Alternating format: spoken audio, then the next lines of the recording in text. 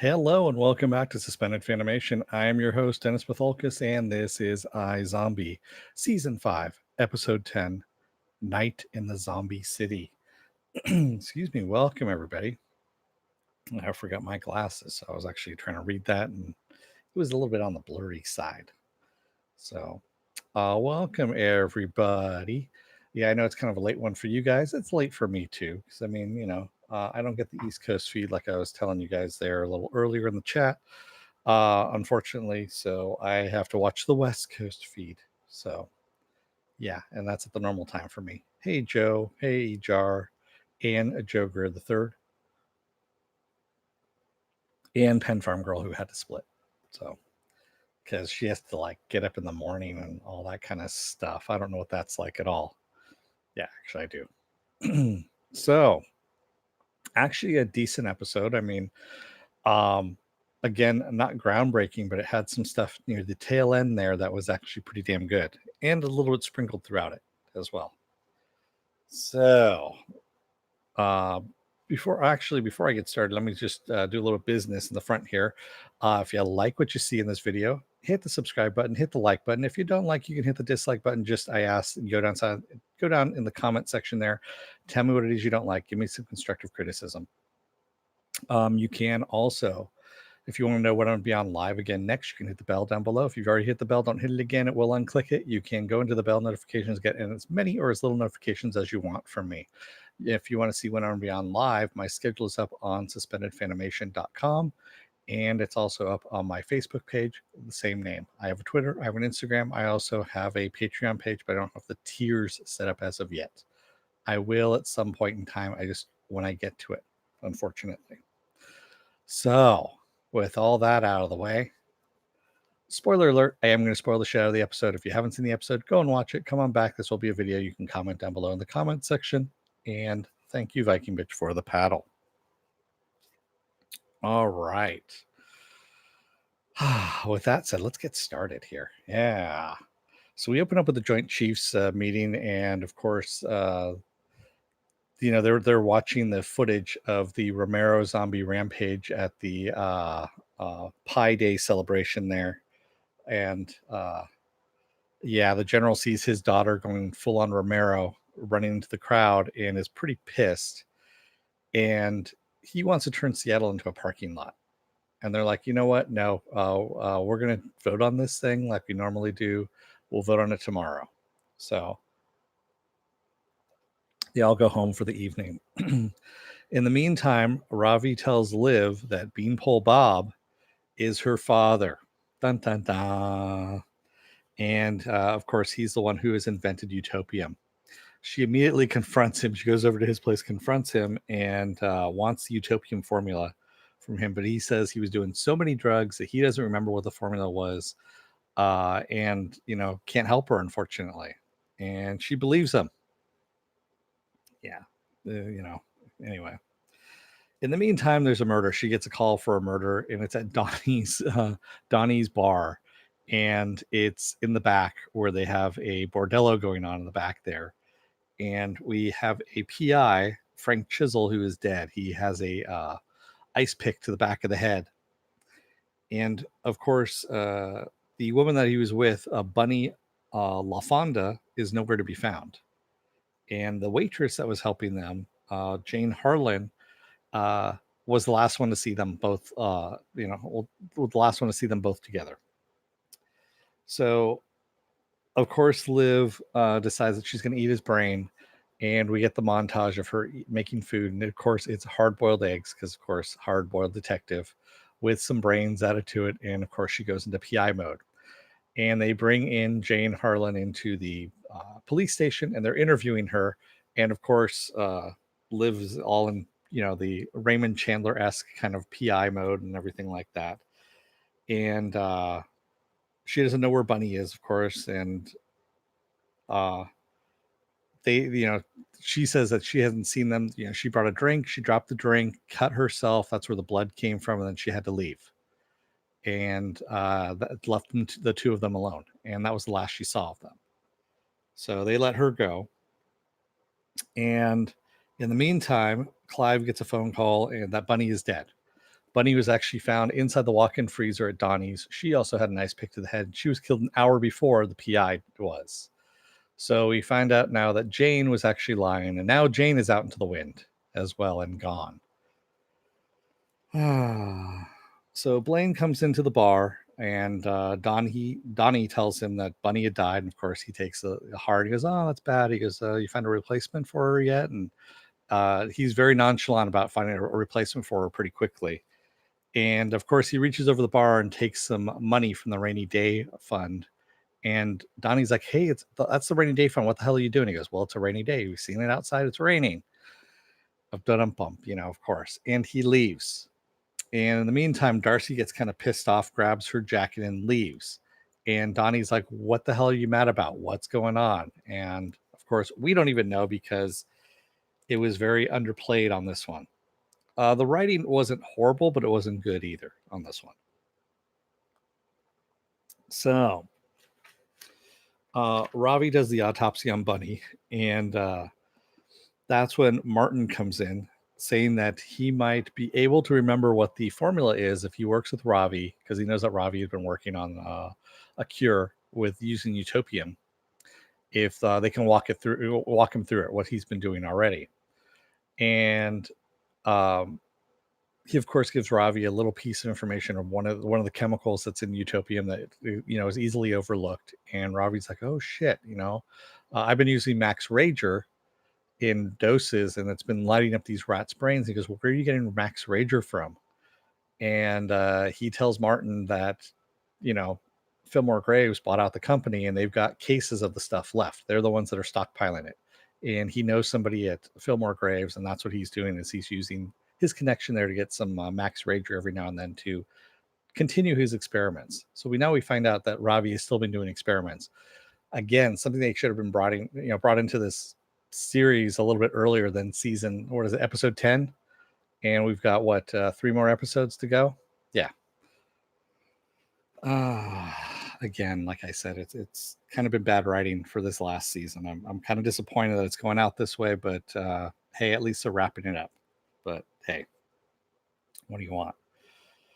So, and of course, knowing now that Fillmore Graves has Max Rager left in there, Martin knows where he's going to go next for his next part of his plan, which we don't know what the hell his plan is at the moment either. His plan has been kind of all over the place. We know that he's got Romero zombies in his basement. We don't know what they're going to be used for. Anyway.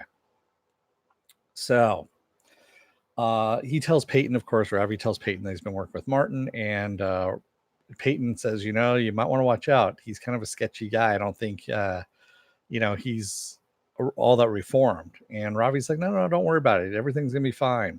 And in the meantime, she's going through her own issues that we don't get fully any kind of light shed on them, other than, she picked up her last, all her stuff from her office, and she's out completely now, out of the mayor's office, and doesn't have a job in Zombie City now.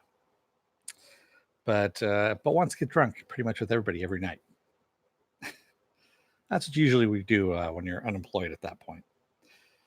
So Blaine, in the meantime, is conducting more business with the smugglers, and they're looking for the Freilich kids. And of course, the Freilich kids now are hiding because they know what their brains are worth and all that kind of stuff. And Candy, the older zombie waitress / hooker in Donnie's bar, sees one of the smugglers, like the older smuggler there, and she's like, "Oh, who's this guy?" And Blaine's like, "You don't need to know him. Just get the hell out of here," kind of thing. And he says, "Well, go and find the kids and let me know what you hear," and has them leave. And also Crybaby is there too. So Crybaby is the guy who always is crying. He's the big dude that used to work for them, bouncer, and he's back again. So they both leave. And after they leave, who walks in but Jane Harlan, and she's got a gun. So Janie's got a gun, which was one of the opening taglines, which I thought was mildly amusing, but not amusing enough for that one.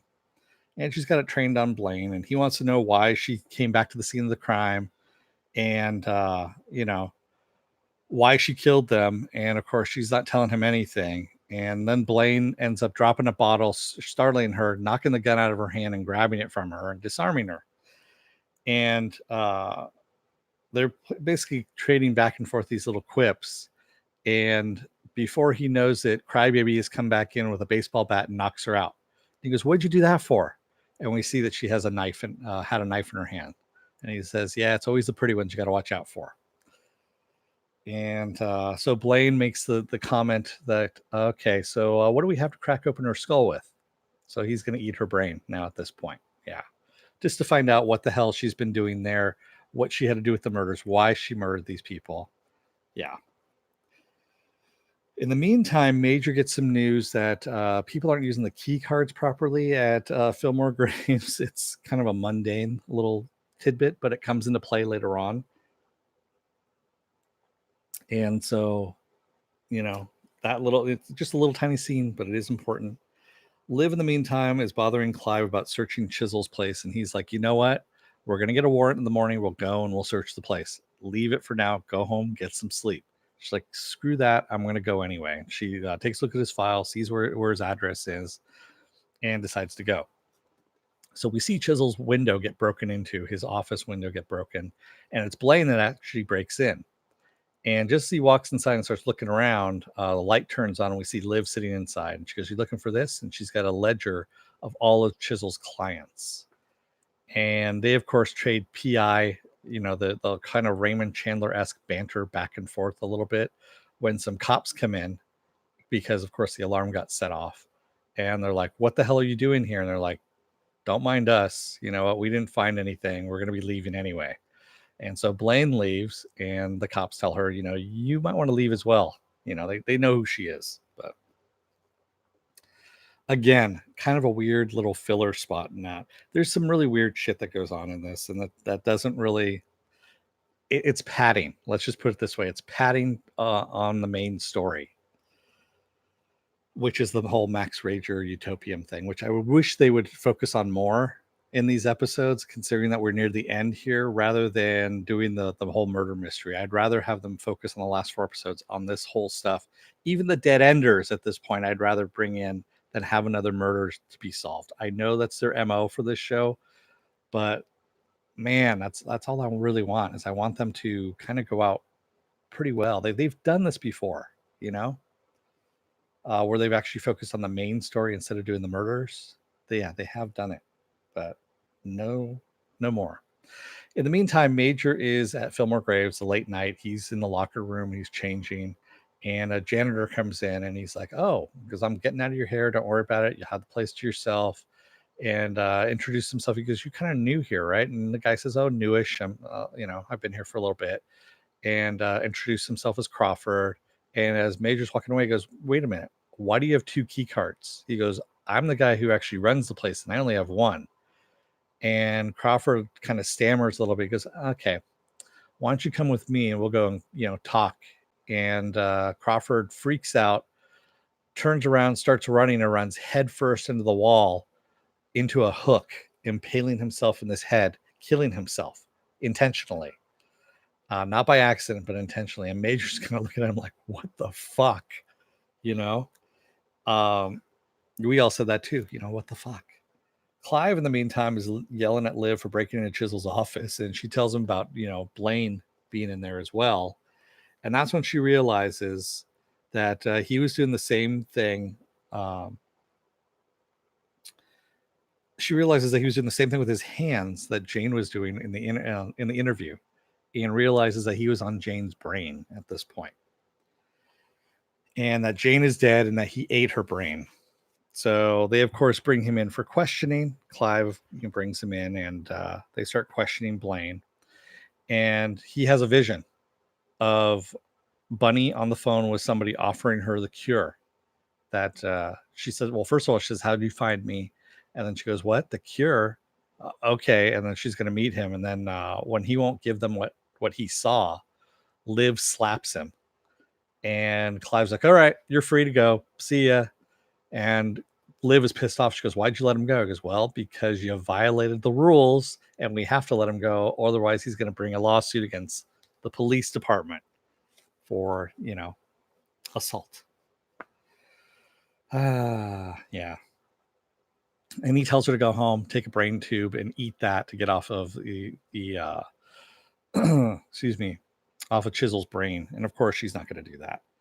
Major, in the meantime, finds out that Crawford had a case of Max Rager on his cart, and that's what he was trying to smuggle out. Martin, in the meantime, was in his basement with his cabal of people and the Romero zombies, and he injects one of the Romero zombies with some Max Rager, and it all of a sudden gets a little coherent, and he tells it to punch the wall. It turns and punches the wall for him. So now he can actually direct the Romero zombies. And Martin says, well, now they're ready to, soon we'll be ready to unleash them on the world and unleash the New World Order. And if he had a mustache tutorial and a cackle, he would have done it. But he didn't. In the meantime, the head of the Joint Chiefs, her son is watching iZombie on his iPad there. And she's like, what are you watching? And the kid, of course, tells her what it's about and all that stuff. And she goes, he's putting hot sauce on a birthday cake. And like, yeah, all zombies eat hot sauce. She goes, just like your grandpa. So familiarization with zombies. This is the whole thing that Peyton was working towards with the iZombie thing. Man, I wish they made that stuff in real life. What, Max Rager? Man, that stuff is, quite honestly, the first season of that was a lot more brutal with the whole Max Rager than what we've gotten to now in season 5. They've kind of toned down on the violence a bit, and it's become a lot more CW, shall we say. So Liv finds out Bunny's real name and has a vision that Chisel was the one that was going to give her the cure. He actually had it in his he put it in his coat pocket, and he was the one that made the phone call to her. And he was working for her father, who's been looking for her since 2016. And that was the whole thing, was her father had bought her a cure. They were going to give it to her so that she could leave Seattle. She becomes normal. She can go to Seattle. Get out of Seattle, I should say. And that's what the whole thing was. That was why he was there for Bunny, was to give her the cure. And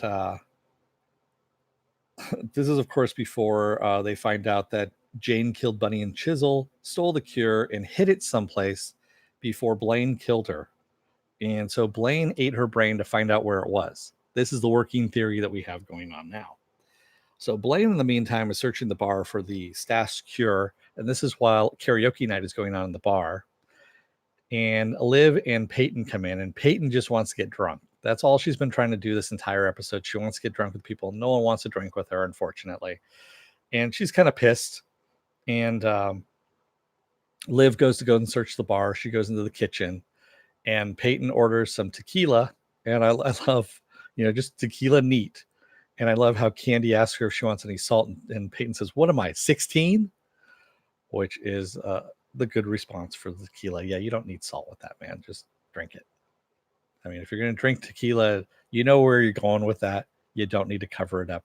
Yeah, there you go. So while Liv is in the bar, Liv is in the kitchen looking for the cure, seeing where the hell that Jane had stashed it, who walks out of the shadows but Blaine. And they, of course, start trading PI quips back and forth again. And in the meantime, Peyton's outside on stage, drunk at this point, singing, because again, it's karaoke night, singing I Don't Care, because everyone recognizes her as the former acting mayor. And she sings I Don't Care very badly out there. And Blaine, in the meantime, hits Liv with a frying pan, causing her to rage out, zombie rage. And she says, I was hoping you would do that. And they go into zombie fight mode. Peyton gets off the stage, and the guy who is running the whole karaoke night thing says, your singing sucks just as much as your mayoring did. And she steps off stage and starts a bar fight. So there's a bar fight going on outside on karaoke night in the bar. There's a fight going on inside the kitchen between Blaine and Liv. And Blaine pulls out a gun. Liv kicks it aside. And just as she pins him up against the wall, and she's like, I should just kill you. That'll save a whole bunch of, unnecessary killings later on. And he says, you don't have the guts to do it. Who walks in but Crybaby with his bat? He hits Liv, knocks her down, but towards the gun. She picks it up and is pointing it at Crybaby and says, you know what? She goes, I'll kill both of you right now. And he goes, there's two of us and one of you. And who walks in but Clive? Clive with the police, and he's gotten Liv's message. Liv was smart enough to actually message Clive, let him know where she was going, and they look at the baseball bat, and the baseball bat has Jane's blood on it, and they're going to get blamed for that. But Blaine turns on Crybaby and says, "Oh, I saw it all happen. He's the one who did it. I didn't have anything to do with it. I was coerced," kind of thing. And so Blaine slips the noose once again. Yeah. Yeah. The Joint Chiefs, in the meantime, vote on Operation Seattle Salvation, which is basically to nuke the shit out of Seattle. And it's split down the middle, 50-50. And the head of the Joint Chiefs, she's the tying vote, and she votes against it. There we go. Because, of course, of what she saw, she watched a half an episode of iZombie and became more familiar with zombies at that point. Because that's how it works, As she puts it, zombies, yes, they can become Romero zombies. They can be evil. They can be rager, but just like everyone else can, become an asshole kind of thing. It doesn't mean that all zombies are bad. And that's the lesson for today, kids. All zombies aren't bad. Just, the ones that want to eat your brain. In the meantime, Ravi, Clive, and Liv search Chisel's office and realize that Chisel put the cure in his jacket pocket, but he's got a whole bunch of the same identical jackets. And they see that he's been using Wishbone or a certain cleaner. And Ravi remembers that he saw the ticket for the cleaner on the mirror inside Bunny's room at Donnie's. And that's what he did. He actually put the cure inside his pocket, left the jacket at the cleaners, had the ticket, and he was giving it to Bunny so that Bunny can go to the cleaners and pick up the jacket and the cure. So they go running back over to Donnie's. In the meantime, Donnie wants to, he tells Candy that he's called Darcy to talk to her to apologize. He doesn't know what the hell for, but, he's going to apologize anyway.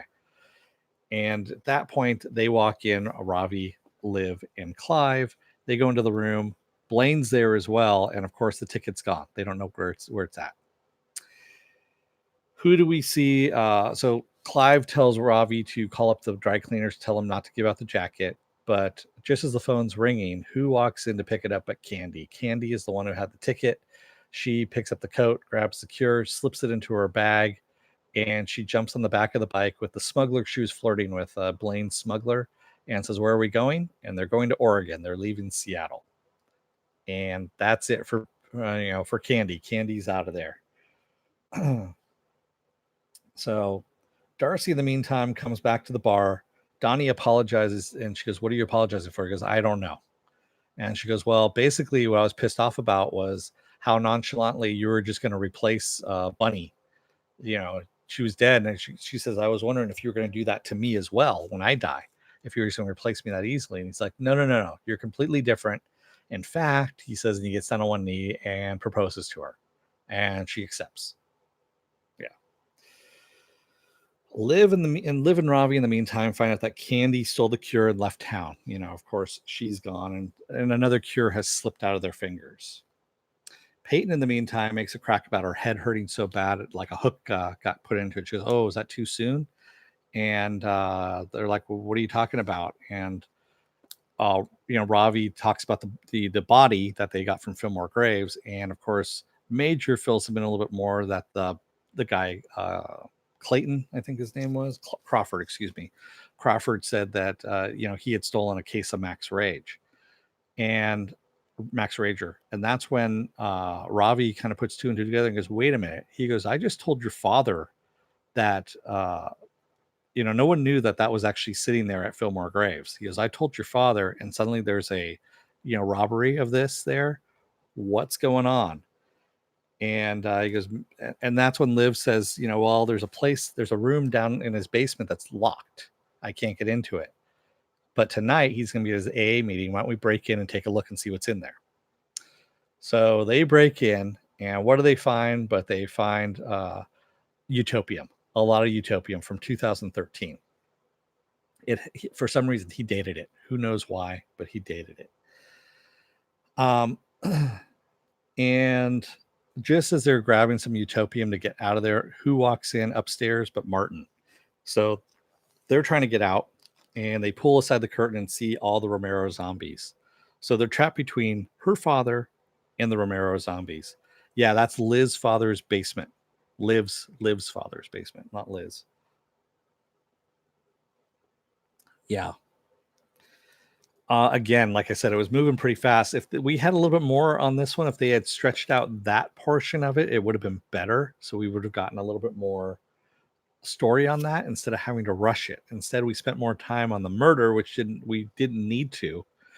And that should have been the B plot. This should have been the A plot. And in the meantime, so they're trapped in the basement. And in the meantime, the general is sitting at home drinking. And who does he contact but Dolly of the Dead Enders? And he wants to make a deal with her, wants to work together. And she's agreeable to it. Even though she really doesn't know who this guy is, just a phone call. That's all it is. It's like, okay, sure, I'll work with you. And that's where we leave off. Like I said, not the best episode, but it had some stuff in it that worked. Yeah. And I just really wish they would focus more on the main plot than the murders, quite honestly. Yeah. Jody says, do you think they'll manage to bring all their disparate narrative threads together for a satisfying conclusion to the series? Hopefully. I mean, Rob Thomas, he was working on the Lost Boys TV show for CW, and that whole thing needed to be retooled. So hopefully that break in having to retool that, having to go back to the drawing board for some stuff, meant that he had to spend more time on this series and ending it rather than working on something as shitty as the Lost Boys. I'm sorry, I don't look forward to seeing a TV series on the Lost Boys, quite honestly. I love the movie, the original movie, the 80s movie. I don't see why it needs to be made into a series now in 2019. Well, 2020 is when it will come out. Yeah, I'm getting old. That's all it is. Yeah, the soundtrack's awesome too, Joker. It really is. Did you ever see the movie Amores Perros? I heard about it. I never saw it. Jody says, yeah, Dennis, at this point, they really can't afford to waste episodes on filler. Heck, the case of the week formula really isn't necessary at this point. Exactly. Focus more on, you got the Joint Chiefs that were going to destroy Seattle. Now you have one of them that actually is, zombie positive, I guess you could say. We still have that one general who is a zombie who is scratched and is infiltrated inside the Joint Chiefs. We don't know where that's going now. That's Martin's mole that's in the Joint Chiefs. We also have what Martin's going on with his utopium stash, and what he wants to do with his Romero zombies. And then also Ravi working on a cure. We have the Freilich brain kids. And then what else do we have here? I'm trying to think if there's any other threads that we've got here. Well, Peyton's thing is kind of done for the most part. And there's really not going on with that. So it's there's enough there for the last 3 episodes for 11, 12, 13. So I really don't know what they're doing, why they are wasting it on, murder of the week mysteries at this point. Stop the murder of the week stuff, focus on your main stuff, and just make it. I mean, you got 3-hour-long episodes. It's what is it? Really, it's 45 minutes. It's 45-minute episodes. So what is that? Hour and a half. I'm trying to do basic math here. 2 hours and 15 minutes. It's a 2 hour and 15 minute long movie that you can wrap shit up with. That's quite a bit, but at the same time, not really a lot for all the stuff that they have. Yeah, give us more of that, and far, far less of the case of the week. The most interesting narrative threads are still taking a backseat to the case of the week. And then there's also the pregnancy too. I mean, we have Clive's pregnancy that was just kind of tossed out. with the 2 women that he's got pregnant, or yeah, he got pregnant. That whole thing was thrown out as well. That's another thread that's just kind of dangling out there that we don't know what happened. And we also don't know what happened to Liv's brother. I mean, he got spirited out of the city, and what's going on with that? And Jody says, yeah, and really had Liv shot Blaine in the head after he taunted her with that "you don't have it in you" line. Would have been a cool twist and a fitting end for. Yeah, it would have. But Blaine has more to play in all of this as well. So he knows. Does he know where all the cure is? I mean, Donnie knows where this is. Oh, we also have God, who's Donnie's boss that he's working with now? I'm just blanking on his name all of a sudden. But yeah, we have that whole thing going on as well. So Donnie, yeah, hiding the stash. Exactly. We have what is it now?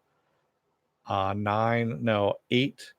It's either 7 or 8 more cures that are sitting out there, that are floating around out there, that stash, out of the original 11. Because a couple have been used, and then Candy just stole one. So now we have 7 or 8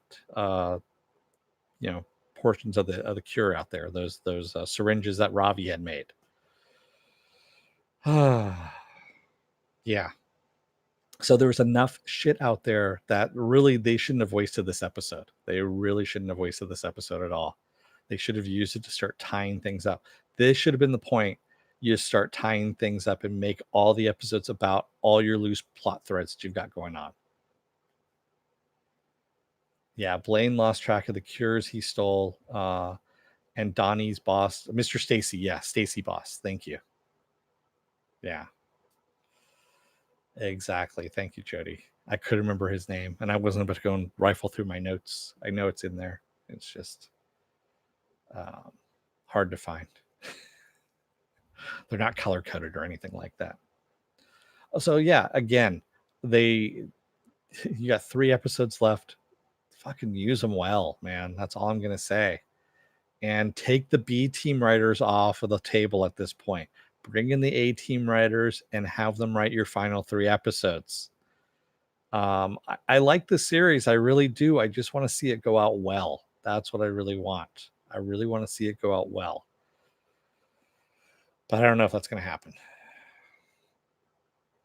Jody says Dennis DS9 took 10 episodes to wrap up the series in season 7, so iZombie really should have used at least half their episode count to start tying things. Yeah, really, they should have. And again, we've seen this before. I mean, Jessica Jones saw the writing on the wall. They should have actually, same thing, and they did for the most part. I mean, Jessica Jones season 3 wasn't bad. They wrapped things up, and they kind of left it open ended. If they ever want to use the character again.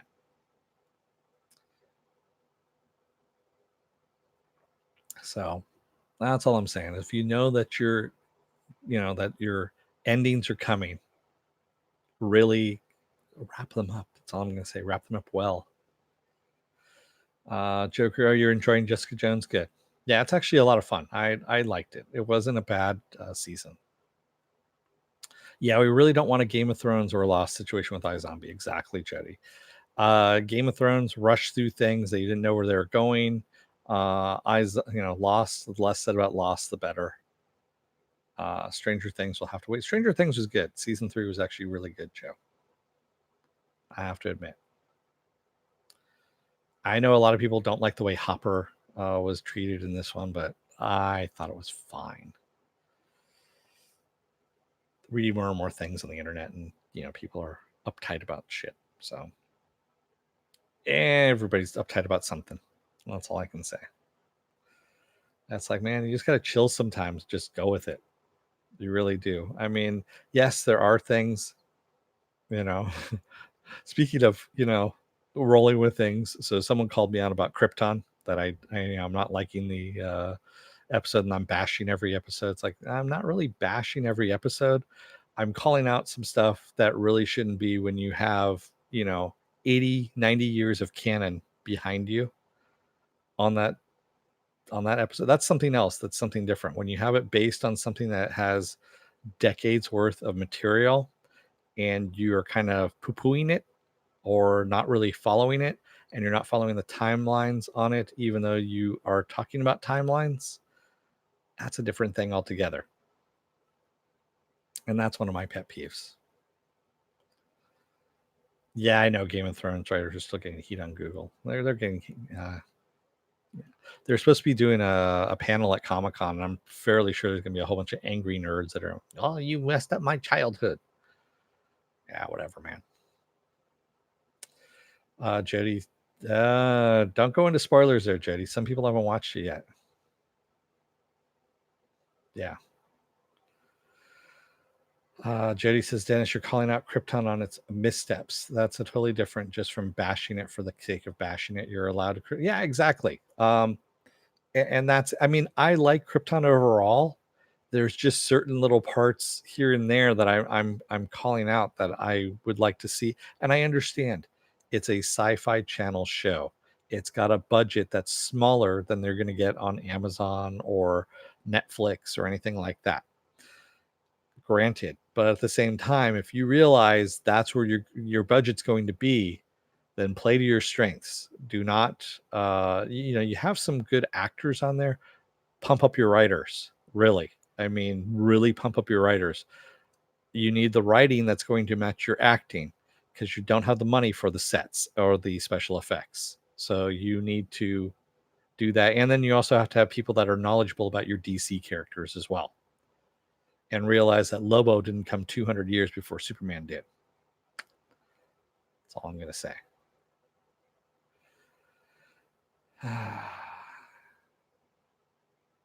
Jody, oh, sorry I didn't elaborate, but yeah, no problem. No problem, Jody. I just, mentioned that, some people haven't gotten there as of yet. I can't quit watching Netflix Ministry of Time. Huh, I haven't seen that yet. Dennis, have you ever watched Versailles on Netflix? I have not. Joe, I have such a limited amount of time to watch stuff that I try and pack it in as much as possible what I'm watching. Like I said, when I'm working on stuff, I have stuff that I've already seen in the background playing because then I'm not compelled to watch it. I already know what it is, so I don't have to watch it. I can have it on as noise as I'm doing some other work. Usually I'm doing work on the channel. That's what I'm doing. So. Yeah, Jody, that's the thing. Krypton has good actors, so they need to make use of good story to make up for the budgetary constraints. Exactly. That's what they really need to do. And I mean, they keep reusing the same hallways. I get it. Yeah. I know there's limitations on the show, but pick up your writing. That's all I'm going to say. Especially in this day and age, especially now, there is so much good TV out there. So much good TV out there that if you're not stepping up your game, yes, there are still reality TV shows and all that kind of, lowbrow stuff out there, which if you watch it and you enjoy it, that's fine. I like some crappy stuff myself, it doesn't mean I'm going to cover it because I can't cover some stuff and just to cover it, I need to really kind of own it, like it, be into it. iZombie was one of those things. Legion is a perfect example, which is one of those shows that's right up my alley. That is perfect writing, beautiful visuals, lovely to listen to, and just great acting altogether. And that is the kind of the perfect nexus right there of TV shows. I'm sad that it's got, it's last season, but it's going to go out well. I'm fairly sure that Noah Hawley's going to wrap that all together and have a really nice ending to it.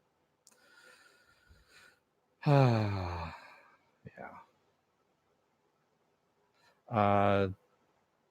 Okay, so you actually know the Versailles one. Okay, I haven't seen that one. I'll take a look and see what it's about.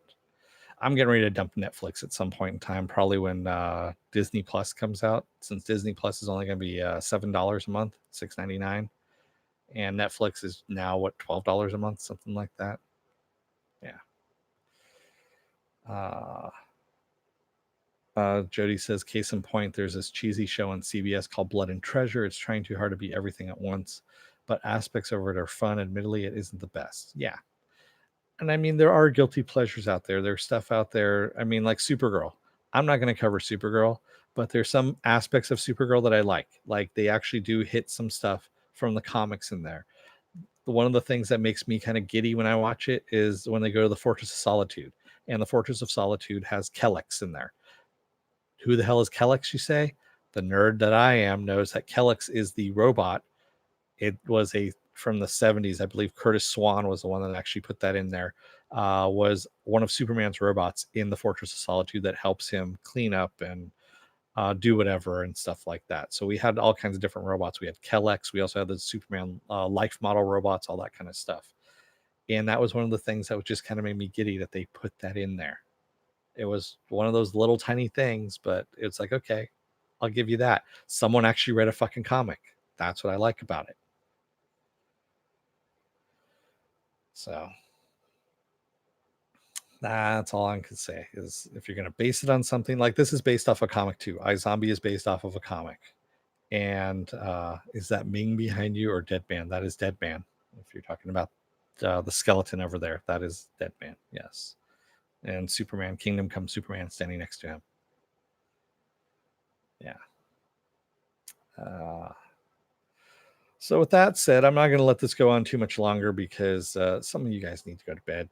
I need to go to bed too. So with that said, hit the subscribe button, hit the like button. If you're still on the fence, there's going to be a video that pops up here. It's going to be taking my vast video library of all the stuff you've been watching. It takes all the algorithms of everything you've been watching, and it's going to pop it up here just for you. This up here is going to be last night's episode of Krypton. Yeah. So you can see how much I rip it apart on that one. I really don't. And if you want to see me rip apart something, go and watch my reviews of The Passage. The Passage, those ones were actually pretty brutal, I have to admit. Those ones I really kind of ripped into because I really did not like that show. That show rubbed me the wrong way. If you want to see what I'm going to be on again, you can hit the bell or the bell notification down below. If you've already hit it, don't hit it again. It will unclick it. But you may or may not get those notifications from YouTube. Sometimes they don't send them out. If you want to see when I'm going to be on live again, you can go to suspendedfanimation.com. You can see my schedule up there. You can also go to my Facebook page. It has it mirrored up there as well. You can also see all the news of the week. I put it up there as well. Tomorrow night is going to be Swamp Thing. Saturday is Saturday Morning Blast Off, where I take the genre news of the week, talk about all of that, and any other genre stuff you guys want to talk about. Monday is going to be the ever popular Legion. And then next week, I'm going to have to play it by ear, but I don't think there's going to be any show reviews from Wednesday on because of Comic-Con. Comic-Con is next week, and I'm going to be presenting, giving you guys panels, what panels I can get into, what I can film. I will be uploading those late at night so that you guys will be able to watch them in the morning. You'll see probably shitloads of pictures from me being posted. So take a look at my Instagram. I have, Suspended Fanimation. Take a look for that Instagram there. It's going to be up there. It's also going to be mirrored on my Twitter page. It's also going to be mirrored on my Facebook page as well. Yeah. Have you already reviewed Far From Home? Yes, I did, Jody. If you go and take a look at the last Saturday Morning Blast Off, it's at the beginning. I did a spoiler-free review of both Far From Home and Stranger Things 3. Going to see The Boys first. Yes, I am, Joe Greer, on Friday. Next Friday, I have a ticket to go and see the first 2 episodes of The Boys on the 19th. They get released on Amazon on the 26th. So with any luck, I'm going to try and get into the panel to see The Boys. And I also want to see, I've got my ticket to go and see the first 2 episodes of The Boys as well. I'm looking forward to it. I'm also kind of scared because I know they're not going to pull any punches, and it's on Amazon where they can show nudity, they can show tons of gore, and yeah, I'm kind of nervous about it, to tell you the truth, to see how it's going to be. And yes, as Comic-Con gets closer and closer, there's going to be more and more stuff about Comic-Con. weekly, right? Dropping episodes. No, they're going to drop them. I believe they drop the entire season all at once. That's what Amazon's MO has been, kind of like Netflix, where they drop all the episodes at once. I believe that's what they're going to do. Yeah. Yep, that's what they did for the Tick. That's what they've been doing for all their episodes, all their series. Mm-hmm. Jody says, "Yeah, Dennis is quite lucky, and he's going to Comic-Con. Yeah, yeah. This will be my, I don't know, 20th, 21st Comic. I can't remember. Quite honestly, I've lost track of how many. There's been a couple of years in between that I haven't gone, so it may be 19. I don't know. Hey, Slurmy. Then the 20th is the Expanse panel, where they may announce the date of season 4. The 20th is also the Marvel panel, Slurmy. And the Marvel panel is where they're going to be talking about Phase 4. And supposedly it's going to be a huge announcement that's going to happen at that panel. That's the one I'm trying to get into. So, as much as I like The Expanse, Marvel takes precedent over The Expanse, quite honestly. Yeah, I mean, I have to go. I have to go where the big stuff is, and that's going to be the big one. That's Hall H. Hall H is the big Kahuna, and the Expanse is over in the Indigo Ballroom, which is a much smaller venue. Yeah, I hate to say it. Jody says they need to be judicious about that. Some shows are good for binging, others are better spaced out 1 week at a time. Yeah, exactly. I mean, Swamp Thing, I don't think Swamp Thing would have worked if you just plopped it all down at once. Having it, 1 week at a, one episode a week is perfect. It builds up suspense. You get to think about it. Same thing with Legion. Legion is one of those things. If you popped it all out at once, I don't think I could handle it. But once a week, yes, I can. I can do an episode once a week. Any guesses about what Marvel's big announcement's going to be? Well, the Eternals they're going to be bringing there. So right now, oh God, Kamal Nanjiani is already cast. Angelina Jolie's already cast in the Eternals. There's some other dude I can't remember his name. Rumor is that, or not rumor, supposedly Variety has announced that Millie Bobby Brown is also in it too, from Stranger Things. She's been cast in the Eternals. And I know Keanu Reeves was in talks to join the Eternals movies. So that right there, you're just like, oh, and also Selma Hayek as well. Selma Hayek has been in talks to join the Eternals movies. All of that in one fucking movie, one Marvel movie. That's huge right there. And they're all supposed to be there. Whoever is going to be in the Eternals movie, that's going to be there. Yeah. And I don't know. I mean, there was a little blurb that came out, which I'm going to cover on Saturday. I don't want to spoil it right now, but if you go to my Facebook page and take a look, I have it posted, and it's about Keanu Reeves and a character that he might be suitable for. And I'm thinking that's not just rumor. I think it might actually be happening. So that's all I can say. I'm thinking Marvel will be taking over Hulu. What do you think? Probably.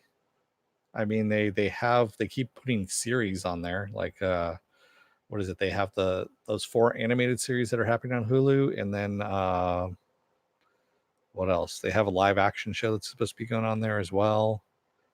And then they also have the Disney Plus thing that's going on, and God knows what else.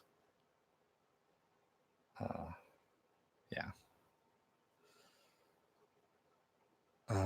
So is it true that Millie Bobby Brown really is in the Eternals? I don't know. Keanu Reeves, but the rumor is he's Adam Warlock. No, that is not the rumor that I have, Jody. I have a different rumor, and you'll have to wait till Saturday to find out. Or you can go to my Facebook page and you can scroll down and you can see what is on this week's list and see where what I've got there about Keanu Reeves. There's only one thing about Keanu Reeves, and it's not Bill and Ted Face the Music. So, All right. So I'm going to let you guys go for the night. Thank you, everybody who joined me in the chat. Jody, Joker the Third, Slurmy Scott. I know that Penn Farm Girl has come and gone, but thanks, guys. Thanks for joining me. And did I miss anybody else? Ejar, I know, was in here earlier as well. And just Joe as well. Joe was in here as well, but he took off, I believe. So there's Joker the Third and Joe. So with that said, thank you, everybody. Take a look at the video if you're on the fence still. Take a look at this one up here, which is going to be Krypton. And I will see you all tomorrow for Swamp Thing, who's right over here. Thanks, everybody. And thank you if you made it this far through the video. And thank you to all the new subscribers. We're almost at 300 at the moment. Awesome. That's all I can say. And I will talk to you guys tomorrow. Don't let the door hit your ass on the way out.